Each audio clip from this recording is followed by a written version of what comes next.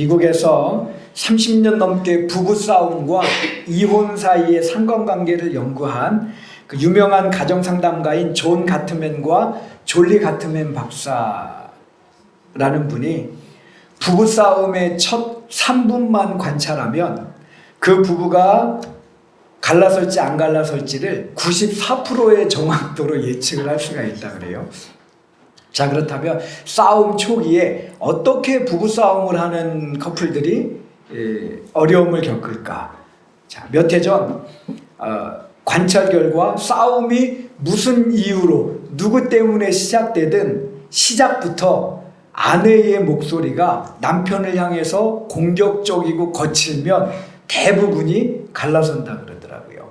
몇 해 전에 모 방송 프로에서 23년 결혼 생활 동안 폭력 없는 날이 거의 없을 정도로 힘들었다는 아내의 제보를 받고 그 집안에 몰래카메라를 살짝 설치해놓고 관찰을 했대요. 그러니까 싸움이 이런 식으로 일어나더랍니다.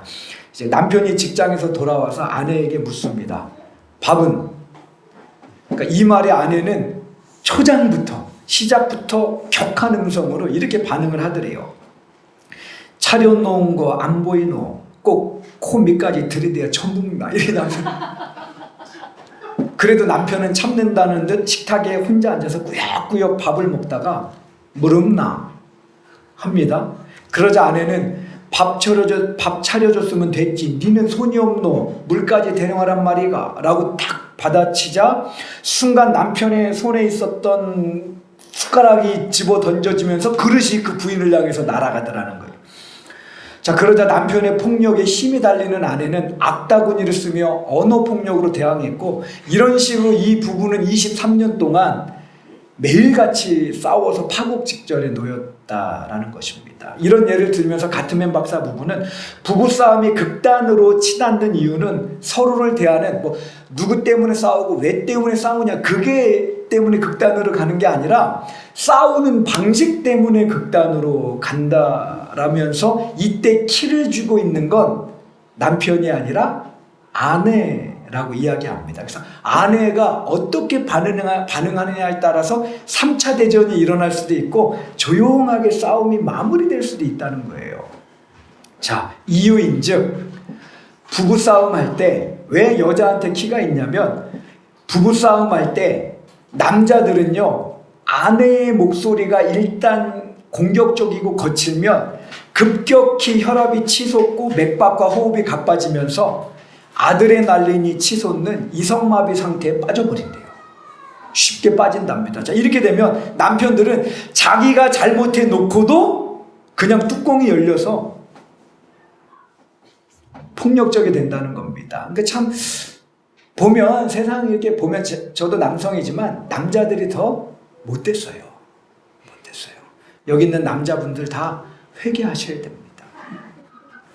자, 그리고 게다가 남자들은 일단 뚜껑이 열리면 정상으로 내려오는데 평균 20분 이상이 걸리는 반면에 여성들은 남성처럼 쉽게 흥분하지도 않고 흥분해도 훨씬 가라앉는 시간이 빠르다는 겁니다.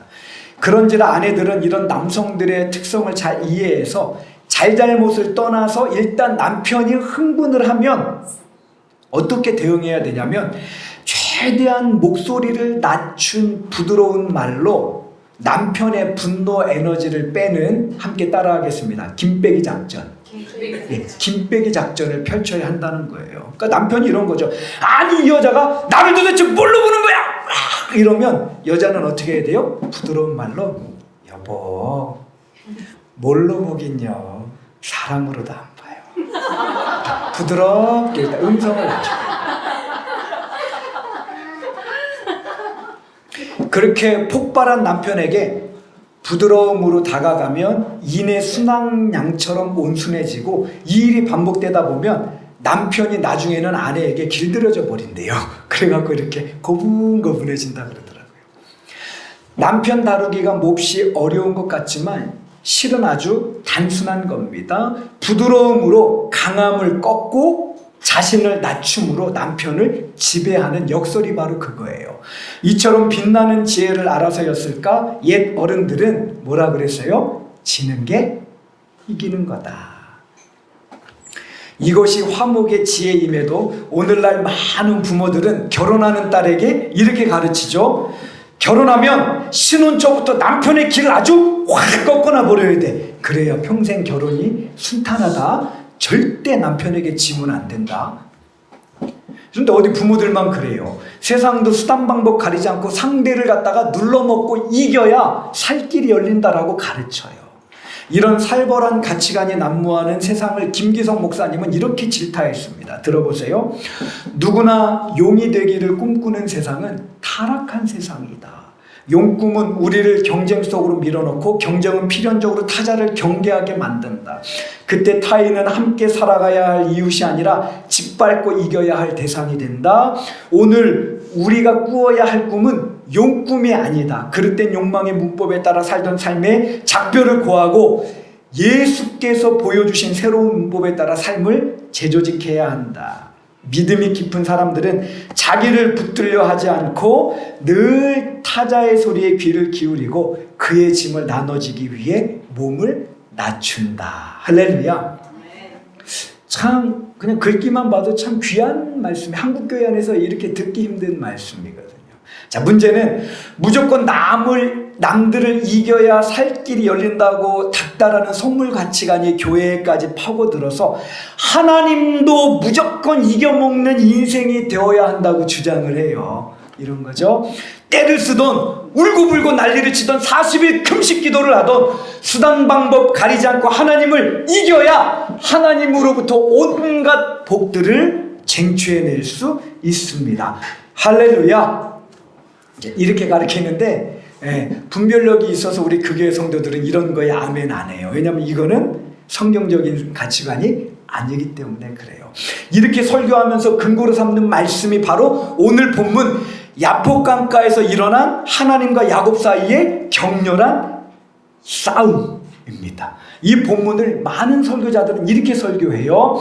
위기의 순간 야곱이 하나님과 씨름했는데 어찌나 맹렬히 매달리든지 하나님께서 야곱을 도무지 이길 수 없자 그의 환도를 갖다가 부러뜨려 버렸습니다. 그럼에도 야곱은 굴하지 않고 자신을 축복하지 않으면 못 놔주겠노라며 하나님을 끝까지 붙들어서 하나님을 이겨먹어서 결국 위대한 축복을 받아냈습니다. 그러면서 이렇게 말을 했지요. 우리 역시 야곱처럼 집념과 끈기로 하나님께 매달려 하나님을 녹다운 시켜버려야 됩니다. 그래야 하나님으로부터 온갖 복을 받아낼 수가 있습니다.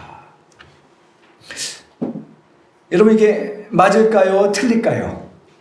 틀리니까 제가 이렇게 얘기하겠죠.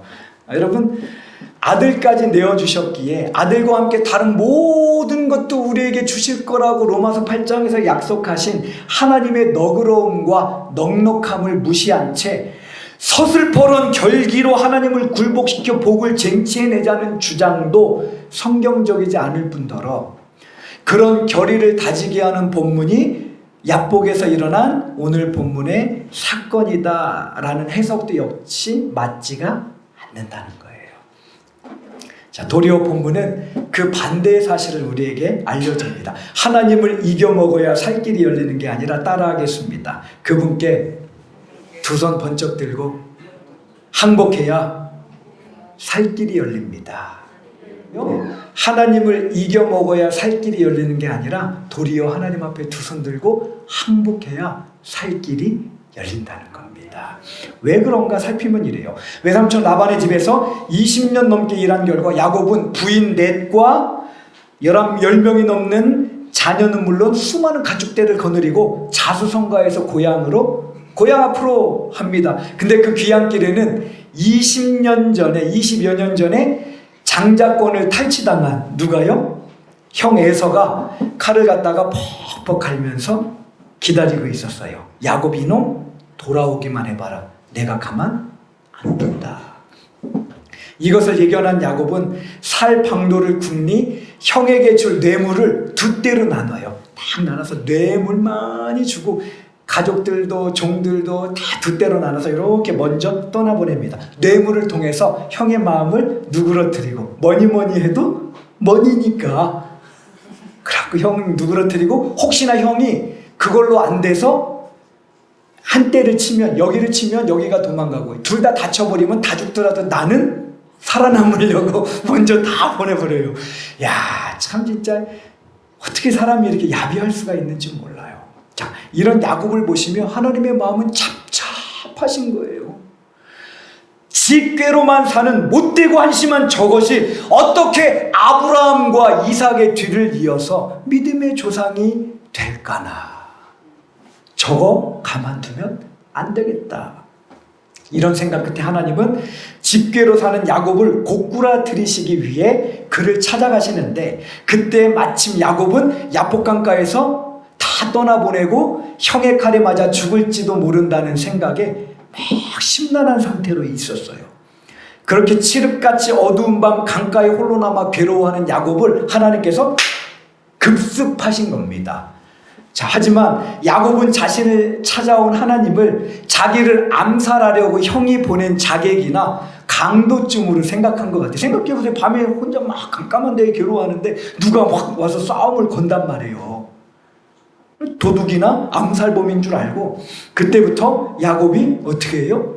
그 사람과 죽기 살기로 싸우는데, 그걸 24절에 이렇게 표현합니다. 우리 24절 말씀 다 같이 읽겠습니다. 시작. 야곱은 홀로 남았더니 어떤 사람이 날이 새도록 야곱과 씨름하다가, 여기서 씨름하다라고 하는 말은 따라하겠습니다. 먼지에 휩싸이다. 먼지에 휩싸이다는 뜻. 여러분 생각해요. 사람 둘이 예를 들어 붙어서 싸울 때 주변에 먼지가 휩싸일 정도로 싸웠으면 어떻게 싸웠다는 거예요? 그냥 막 격렬하게 너 죽고 나 죽자 하면서 막 싸웠다는 거예요.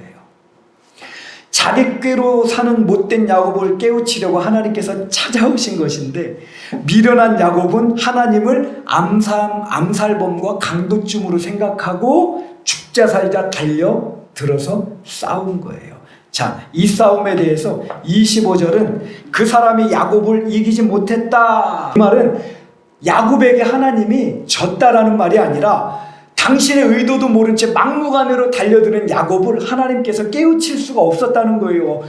싸우는 자기가 대상이 하나님인 줄도 모르고 왜 하나님이 찾아오셨는지도 모르고 그냥 죽자 살자 덤벼드니까 아이고 뭐 이딴 게 다 있냐? 자, 그러자 이 일에 하나님이 화가 나셔서 어떤 조치를 취하시냐면 야곱의 환도를 갖다가 확 부러뜨려 버려요. 그게 25절. 그리고 부러뜨린 다음에 어떻게 하시냐면, 야, 아이고 이거 안 되겠다, 나 그냥 갈란다 하고 떠나시는 장면이 25절 26절 다 같이 한번 읽겠습니다. 시작. 자기가 야곱을 이기지 못함을 보고 그가 야곱의 허벅지 관절을 치매 야곱의 허벅지 관절이 그 사람과 씨름할 때에 어긋났더라. 그가 이르되 날이 새려고 하니 나로 가게 하라. 야곱이 이르되 당신이 내게 축복하지 아니하면 가게 하지 아니하겠나이다. 자, 그렇다면 하나님께서 야곱의 환도뼈를 부러뜨렸다고 나오는데 가루를 거의 완전 으깨버린 거거든요. 야곱의 환대를 으깨서 땅바닥에 나뒹굴게 하신 이유가 무엇일까? 따라하겠습니다. 함께. 그건 한평생 자기 입만 의지해 살아온 야곱이 얼마나 부질없는 존재인지 깨우치기 위함입니다. 네. 그거예요. 야, 지금까지는 네가 나를 외면하고 네 꾀로만 살아왔지. 그렇다면 이러고도 네가 네 힘으로 에서의 칼날을 피하고 앞으로 잘 살 수 있나 보자. 그러고 어떻게 한 거예요? 댕가다 부러뜨려서 야곱을 고꾸라뜨려 버리신 겁니다. 이런 야곱의 모습이 참 어리석다 하지 않을 수 없는데요. 이제 여러분 가만 보면 우리도 살면서 하나님보다 내 힘, 내 꾀, 내 돈, 내 인맥, 내 건강 이거 붙들고 살다가 추락할 때가 얼마나 많은지 몰라요. 이집트의 왕자였던 모세, 젊은 날 누가 나를 당할 소냐, 가진 힘과 젊은 패기로 동족을 구하려고 했지만 결국 어떻게 돼요? 그 힘을 쓴 결과 살인자가 되어서 미디안 광야로 도망하는 신세가 됩니다. 여러분, 돈 좀 있고 권세 좀 가졌다고 그 힘을 의지해 사는 사람 치고 끝이 좋은 사람 저는 못 봤어요. 근데 목사님, 우리 중에는 뭐 부자도 없고 그랬는데 자꾸 왜 힘쓰지 말라 그래? 쓸 힘도 없는데. 그럴 수도 있지만 살다 보면 우리가 어떻게 될지 알아요. 네, 여러분, 하나님이 나에게 뭔가 힘을 주셨을 때 여러분 그 힘으로 인해서 교만하지 않고 하나님만 겸손히 의지하게 되기를 축복합니다. 사람이요, 통장만 돼도 완장 찼다고 그거 갖고 이렇게 힘자랑하려는 게 사람이에요. 나를 확신하지 마세요, 여러분. 예수 믿는 사람이 하나님 의지하지 않고 다른 것 뭐 좀 있다고 목이 고다지고 교만해져서 살다가는 하나님께서 찾아오셔서 야곱처럼 환도를 갖다가 부숴버려서 주저앉히시는 수가 있다니까요. 자, 옆에 분 보면서 하나님만 의지하며 삽시다 이렇게 한번 축복해 주세요. 어떤 분이 세상 사람들과 성도의 삶을 세 종류의 동물을 들어서 비교한 적이 있습니다. 들어보세요. 동물에는 세 종류의 동물이 있습니다. 첫째는 사자나 호랑이처럼 강한 힘을 뽐내며 다른 동물을 잡아먹는 동물이고, 두 번째는 소나 나귀처럼 열심히 일해 사는 동물이며, 세 번째는 목자의 인도와 보호 속에 편안히 풀을 뜯으며 사는 양과 같은 동물입니다. 그러면서 인생에도 세 종류의 인생이 있다고 얘기하면서 이렇게 풀어 이야기했습니다. 인생도 세 종류의 인생이 있습니다. 먼저 사자처럼 강한 힘으로 남들 위해 굴림에 살아가는 인생입니다. 멋져 보입니다만 동물의 제왕이라 불리는 사자도 때가 되면 늙고 힘이 빠져 젊은 사자에게 자리를 내어주고 퇴출되어 버립니다. 우리 주변에도 사자 같은 이들이 있습니다. 금수저 물고 태어났거나 남들보다 똑똑해 인류대학 간 사람, 외모로 큰 인기를 얻거나 자기 능력으로 높은 지위에 올라 남들 위해 굴림하며 사는 사람들 말입니다. 그러나 영원할 것 같은 사람도 때가 되면 권자와 함께 연예계에서 떠나 쓸쓸히 퇴장해야 합니다. 불꽃놀이용 폭죽이 순간적으로는 화려하나 이내 흔적도 없이 사라지듯 말입니다. 둘째, 소처럼 평생 제 힘으로 수고해 삶을 영위하는 인생입니다. 열심히 일해서 그럭저럭 삽니다만 평생 수고의 짐, 일의 짐을 벗지 못해 피곤하게 살 수밖에 없는 인생이지요. 셋째는 양처럼 모든 것을 목자에게 맡기고 목자의 보호와 인도 속에 살아가는 인생입니다. 그리스도인의 인생이 바로 이와 같습니다. 그리스도인은 자기 힘과 능력이 뛰어나 하나님의 도움을 외면한 채 제 힘만 믿고 살다 허망한 최후를 맞게 되는 사자 같은 인생도 아니요, 스스로 자기 인생을 책임지려 일하느라 평생 수고의 짐을 벗을 수 없는 소 같은 인생도 아니며, 하나님께 모든 것을 내어 맡기고는 그분의 공급과 손길, 도움과 인도를 따라 살아가는 양 같은 인생입니다. 할렐루야. 자, 이 자리에 여러분은 소와 사자와 소, 양 중에 무엇을 닮은 그리스도인이십니까? 하나님께서 야곱의 환대를 으깨시는 순간 야곱은 흑암 속에서 죽자 살자 싸운 분이 강도나 안살범이 아니라 하나님이심을 깨닫게 돼요. 어떻게 깨닫게 되냐면 그 깨닫게 된 이유가 25절에 나옵니다. 우리 25절 말씀 다 같이 한번 읽겠습니다. 시작. 자기가 야곱을 이기지 못함을 보고 그가 야곱의 허벅지 관절을 치매 야곱의 허벅지 관절이 그 사람과 씨름할 때에 어긋났더라. 자, 여기 보면은 야곱이 어떻게 하나님을 알게 됐다는 게 이 구절에 나와요, 안 나와요? 목사님 아무리 봐도 모르겠는데 도대체 뭘로 야곱이 알아봤다는 거예요. 여기서 주목해야 될 단어가 치매라고 하는 단어입니다.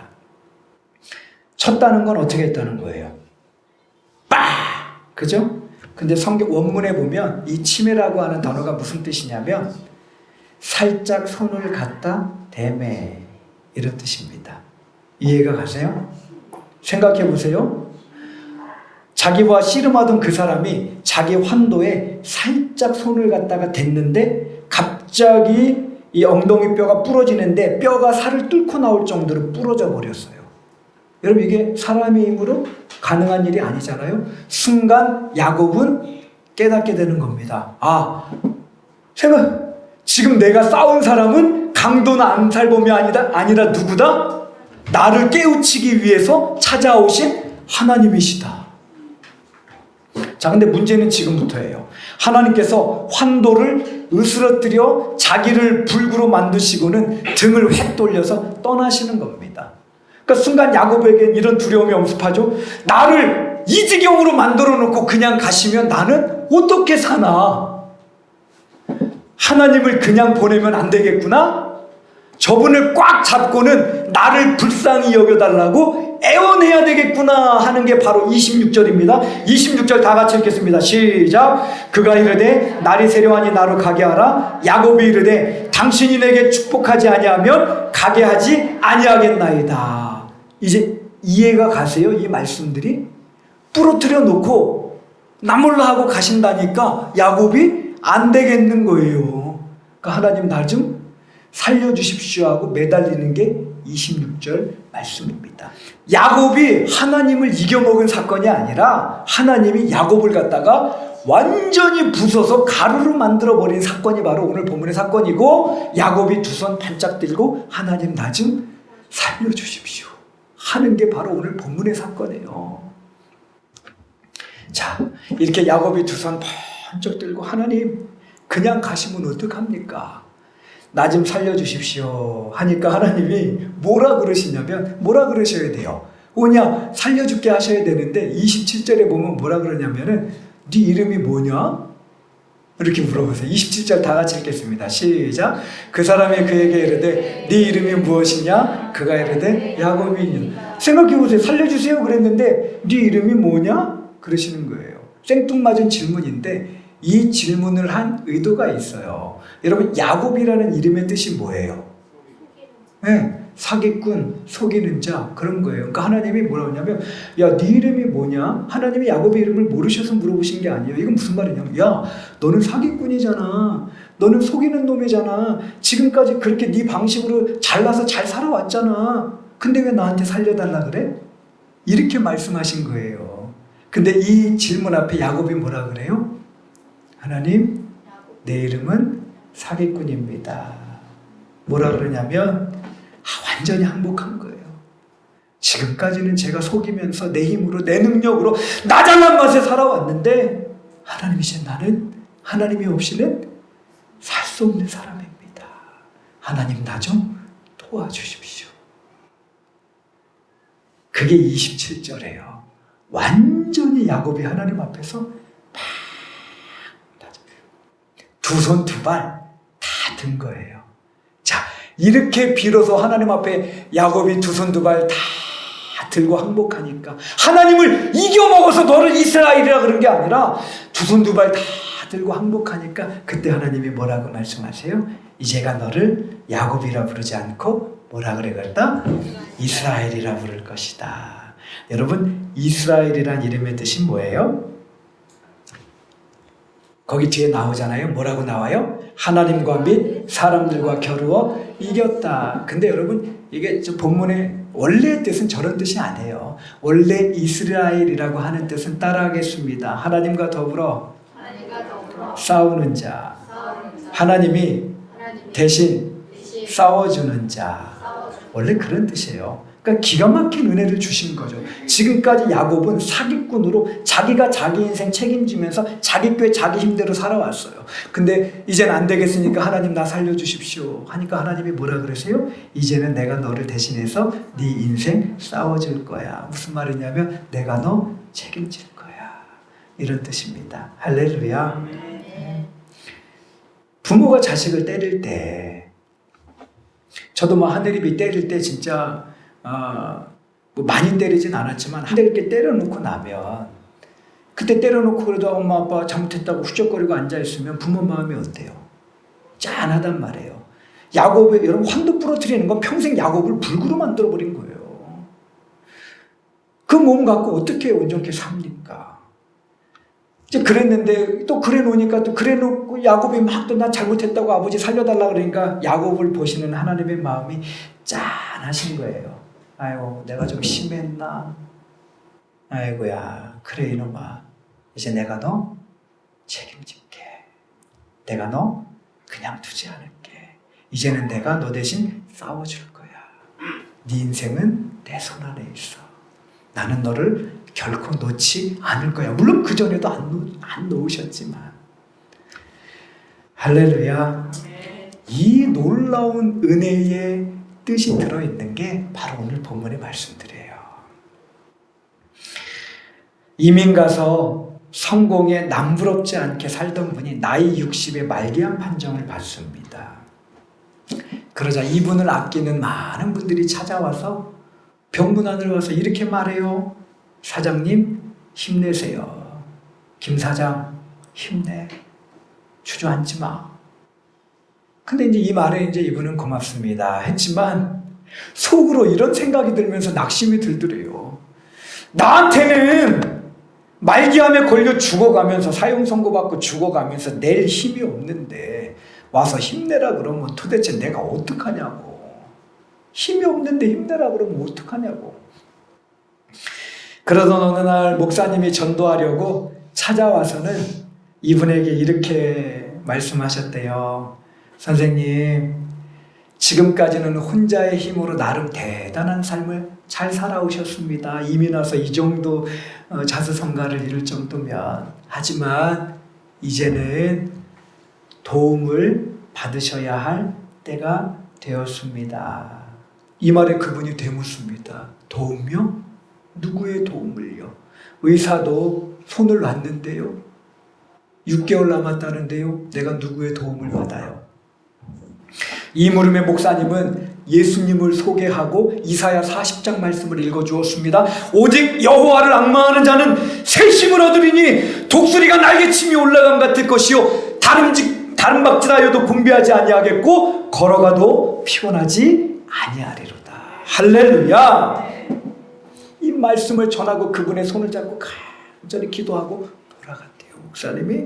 목사님이 다녀가신 후에 이분이 아내에게 이렇게 말하더랍니다. 힘없는 내게 모두 힘내라고 해서 오히려 절망만 되었는데. 그렇잖아요. 힘내세요.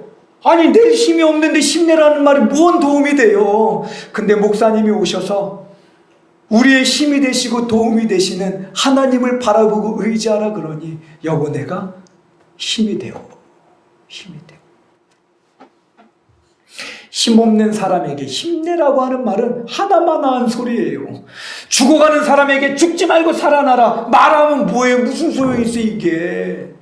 하지만 이런 공허한 외침을 멈추고는 천지를 창조하신 하나님, 우리의 아버지신 하나님을 눈을 들어 앙망하는 순간 우리는 거칠고 험한 세상을 차고 독수리처럼 날아오를 새 힘을 얻게 됩니다. 할렐루야. 내 생각과 방법을 초월한 하나님의 놀라운 도움을 그때 받게 되는 거란 말이에요. 하나님이 그걸 오늘 말씀을 통해 말씀하시는 겁니다. 야복에서 야곱을 항복시키신 역사를 통해 하나님이 깨우치시는 바가 바로 이것이에요. 결코 영원하지 않을 내 능력, 재력, 권력, 학력, 내 인맥으로 살지 말고 주어진 인생의 파고를 헤쳐나가버렸노라 홀로 몸부림치지도 말며 오직 하나님만 의지함으로 위로부터 임하는 전능하신 하나님의 능력을 덧입고 살아가는 그 이스라엘이 되라는 거예요. 야곱처럼 더 이상 살지 말라는 겁니다. 인생 살기 힘들 때 그런 답답한 조건과 현실을 바라보며 한숨만 퍽퍽 쉬지 말고, 여러분 힘들다고 왜 이렇게 힘들지 하고 이것만 이 고난만 묵상한다고 답이 나와요? 그럴수록 눈을 들어 야곱을 찾아오셔서 그를 고꾸라뜨려서 항복시키셔서 결국 자기 사람 삼으신 하나님을 바라봐야 되는 거 아니에요? 문제가 아니라 문제보다 크신 하나님을 앙망해야 되는 거 아니에요? 그래야 길이 있는 거 아니에요? 예수 믿는 사람들이 힘들면 힘들다고 왜 이렇게 힘드냐, 내 인생 꼬였네, 고난만 묵상하느라 정작 자기 곁에 도우러 와 계신 하나님을 바라볼 눈이 없어요. 왜 그렇게 살아요, 여러분? 하나님이 얼마나 답답하시겠어요? 무디 목사님이 이런 말 한 적이 있습니다. 하나님이 우리를 쓰실 수 없을 때는 우리가 작을 때가 아니라 우리가 너무 클 때다. 신앙생활은요, 여러분, 나 잘났다 하며 사는 게 아니라 따라하겠습니다. 내 안에 있는 힘을 빼는 것입니다. 빼되 야곱처럼 완전히 빼고 우리의 참 도우심이요 우리와 더불어 싸워주시는 하나님만 바라보며 하루하루 매일매일의 삶 속에서 그분만 의지하며 살아가는 삶입니다. 여러분 모두가 부디 오늘 말씀을 마음에 깊이 깊이 새기셔서 내 힘, 내 꾀, 내 능력이 아니라 오직 하나님만 의지하며 살아 남은 여정 승리케 되기를 주님의 이름으로 축복합니다. 아멘. 제가 기도하고 마치겠습니다. 하나님 아버지, 우리는 조금만 돈이 생기고 유력한 사람 알게 되고 힘이 생기면 금방 하나님 잊어버리고 그거 붙들고 살다가 야곱처럼 한 대 맞아 넘어질 때가 얼마나 많은지 모릅니다. 주님, 우리가 그렇게 연약하고 어리석습니다. 이젠 우리의 그런 어리석음을 버리게 하여 주옵소서. 하나님, 무슨 일이 있어도 어떤 일이 있어도 우리를 이스라엘을 삼아주시는 그 하나님만 바라보고 의지하며 살게 해 주옵소서. 하나님 놓치면 다 놓치는 것, 하나님 잃어버리면 다 잃어버리는 것임을 기억하게 하여 주시고, 한순간에 사라져버릴 재물에 마음을 두지 말게 하시고, 권불 10년이라고 10년 못 가 다 감옥 가버리는 권력자들 의지하지 말게 하시고, 영원한 우리의 반석이 되시고 힘이 되시고 자비로우신 아빠가 되시는 그 하나님만 의지하고 살아 험한 인생, 거친 인생 아버지께서 앞서 대신 싸워주심으로 늘 순탄함 가운데 살아가는 그 교회 성도들 다 되게 하여 주옵소서. 감사드리며 참 좋으신 우리 주님, 생명의 소망 되신 예수님의 이름으로 간절히 기도합니다. 아멘.